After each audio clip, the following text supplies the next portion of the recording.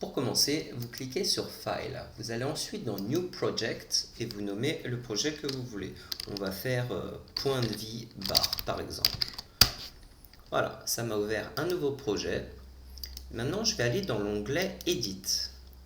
Puis, dans Media Pool, je clique droit et je crée un New Fadegen Composition que je vais nommer également, pourquoi pas PVB1. Je le drague ensuite dans ma timeline et là je vais juste l'étendre simplement parce que je vois qu'il fait que 4 secondes. Je voudrais qu'il fasse en tout cas une bonne dizaine de secondes, chose que je viens de faire à l'instant. Maintenant, je vais aller dans Fusion Clip. Alors, vous avez deux solutions. Ou bien vous cliquez droit et vous mettez Open in Fadegen Page, ou bien vous cliquez simplement sur l'onglet Fusion. Vous voyez que ça m'a créé un Media Out auquel je vais connecter mon premier background. Pour ce faire, mon premier background, je viens de cliquer dessus, je clique dessus à nouveau et je vais changer l'alpha. L'alpha, je vais le mettre à 0.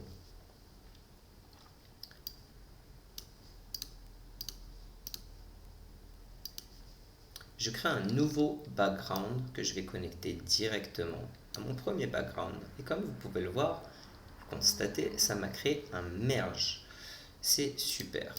Ce background, je vais commencer à changer les couleurs. Alors, pour ce faire, je vais dans Type, Gradient, je clique sur le premier triangle et je vais le changer en rouge. Maintenant, je clique sur le deuxième triangle, un petit peu plus loin, pour le changer en vert. Voilà, j'ai mon truc bien flashy. Vous choisissez le vert que vous voulez. Maintenant, je vais rajouter un petit peu de jaune directement comme ceci.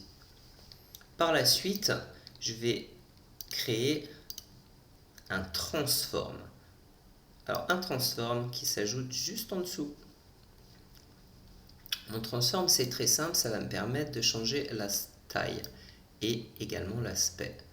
Donc, voilà. Maintenant, il va falloir que je crée un rectangle. Alors, vous cliquez sur Background et vous allez faire un rectangle. Le rectangle, vous allez changer le width et changer le height. Maintenant que ceci est fait, ce que je vous propose de faire, c'est de rajouter dans Effet, vous allez aller dans Template et vous allez ensuite cliquer sur l'outil de recherche. Je vais chercher Outer. Vous avez le premier effet qui s'affiche, Outer Stroke. Je vais le déplacer directement entre mon Merge 1 et mon Media Out. Voilà. Maintenant, ce que vous pouvez voir, c'est que ça m'a carrément créé des bordures que j'aimerais noires. Donc, je suis toujours sur mon Outer Space, je choisis la couleur que je veux. Et en plus, ça m'a créé, directement dans la Outer Space, ça m'a créé pas mal de shadows que vous pouvez aussi régler. Voilà, là je viens de déplacer le Media Out juste pour un visuel, ça change absolument rien tant qu'il est connecté avec la bonne couleur. Pour ce faire, je vois qu'on a tout ce qu'il faut. Maintenant, je retourne sur mon triangle. Qu'est-ce que je veux faire exactement? Je veux que la barre se vide. Alors, j'ai deux solutions. Je vais choisir un keyframe, donc je vais me mettre au tout début de ma vidéo et je vais choisir un keyframe. Maintenant, je vais me mettre à la fin de ma vidéo. Donc vous pouvez vous déplacer comme ça ou cliquer ici. Maintenant que je suis à la fin de ma vidéo, je vais rajouter un deuxième keyframe. Et vous pouvez voir tous vos keyframes en cliquant sur les petites flèches. Ce que je vais faire, c'est que je vais choisir mon keyframe de la fin pour dire qu'à ce moment-là, je veux que ma barre soit vide. Donc, je vais aller sur celui le plus à droite et ce que je vais faire maintenant, c'est la vider. Alors, vous pouvez bouger comme ça, de gauche à droite, et voir un petit peu les animations que vous pouvez avoir. Moi, ce que je veux, c'est que la barre soit totalement vide. Alors, je vais la mettre à la fin, et je ne touche plus à rien. Maintenant, j'ai mon premier keyframe au tout début plein, mon keyframe de la fin vide, ça me permet de définir l'animation que je veux. Et maintenant, tout fonctionne, j'ai ma barre qui se vide.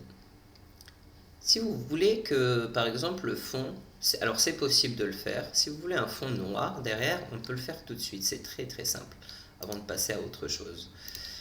Voilà, alors maintenant, je vais recréer un nouveau background. Le background est noir par défaut, je vais le laisser noir, c'est exactement ce qu'on veut. Et ce que je veux, c'est rajouter un rectangle à ce background. Voilà, vous voyez, ils sont toujours connectés quand je sélectionne pour créer. Soyez sûr que la connexion est en bleu.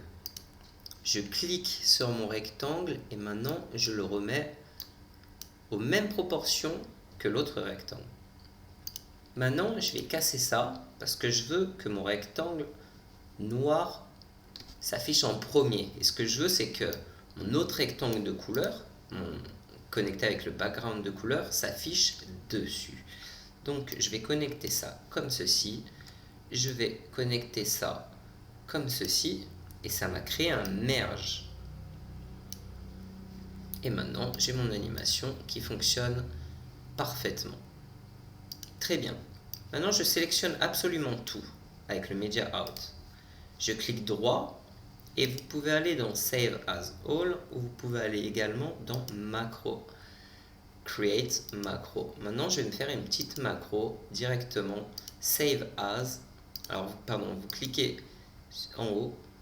Save as et vous allez mettre barre HP setting.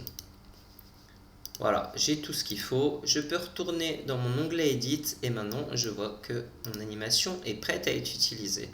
Comment je peux l'utiliser? J'ai plusieurs façons de le faire. Par exemple, je vais la décaler un tout petit peu en dessus parce que c'est ce qui va s'afficher par-dessus la vidéo que je vais rajouter. Je vais choisir n'importe quelle vidéo. Allez, un petit chat que j'ai dragué dans mon onglet Master. Maintenant, je le descends. Vous savez sûrement le faire. Qu'est-ce qui s'est passé? On retourne au début de ma timeline et je peux voir que mon animation fonctionne et s'affiche bien sur ma vidéo. Le seul problème, c'est qu'elle n'est pas encore synchronisée avec et ça va me poser un problème. Ce que je peux faire, déjà je peux la déplacer. Donc je sélectionne mon clip PVB, toute mon animation, et je vais aller ici dans Transform. Dans Transform, je peux la bouger. Je peux la bouger littéralement où je veux. Je peux également choisir sa taille. Je peux tout faire. Je peux littéralement tout faire. Moi, ce que je veux, c'est qu'elle soit là en haut, qu'elle soit pas trop grosse non plus. Ensuite, on regarde maintenant le résultat. Elle est placée au bon endroit, mais le problème, c'est que à la fin de ma vidéo, mon chat n'est pas mort. C'est pas vraiment ce que je veux, mais pour un exemple concret. Donc maintenant, c'est très simple. On va cliquer droit sur mon PVB, mon animation, et on va faire New Compound Clip. Alors, je vais le mettre Compound Clip PVB1 pour bien le différencier, que je sache que ce soit un Compound Clip. Et maintenant, je l'ai transformé en Compound Clip. Chose qui va me permettre de faire ou bien de le déplacer, de le réutiliser très facilement, ou bien de cliquer droit dessus, d'aller sur Retime Control. Et là, vous voyez que ça m'a carrément changé. Alors, j'ai dézoomé pour qu'on puisse bien voir la différence de durée du clip. Si je le drague comme ça fonctionnera jamais comme je le veux. Regardez. Ça va juste couper mon animation, mais pas comme je le veux.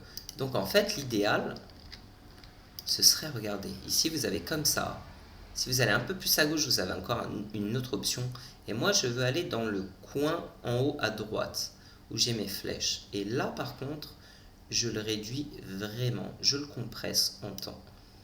Mais l'animation reste complète.